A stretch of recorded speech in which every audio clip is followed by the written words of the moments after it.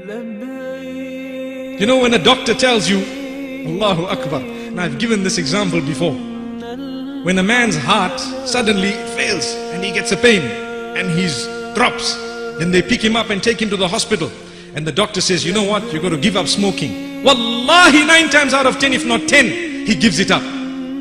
Why? One doctor told him that. One doctor. But for Allah subhanahu wa ta'ala, how many of us are ready today to say this habit is out? There we are. How many? Allahu Akbar. Are we waiting for a little heart attack before we can give up a bad habit? When Allah subhanahu wa ta'ala says, no, don't wait for that, I give you good health. But whilst you're in good health, leave that. Allahu Akbar. This is why we say, some people turn away from Allah. They don't want to worship Allah, neither in Ramadan nor outside the month of Ramadan. So what Allah does for them, He gives them a favor. What is that favor? He makes them sick and ill to the degree that the doctors cannot help them.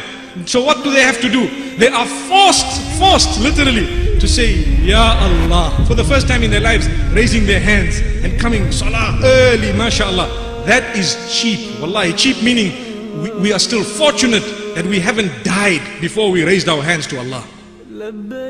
But the question I have, should we wait for something to happen to us before we're going to raise our hands? This is why Allah says, be thankful, be grateful, recognize the devil and know about him before he even comes in your direction, so that you will know how he tries and distract you. Ask those who've committed adultery all their lives, what have they achieved by it? Ask those who have sinned all their lives gambling, what have they achieved by it? Ask those who have sinned all their lives by stealing, cheating, conning, deceiving, by engaging in all sorts of other sins, whether it is drugs and alcohol. What did they achieve by it? They achieved what? Momentary joy. Is that what they got? And now, if Allah has mercy on you, He will grant you a chance to say, Ya Allah, forgive me, never again will I do that.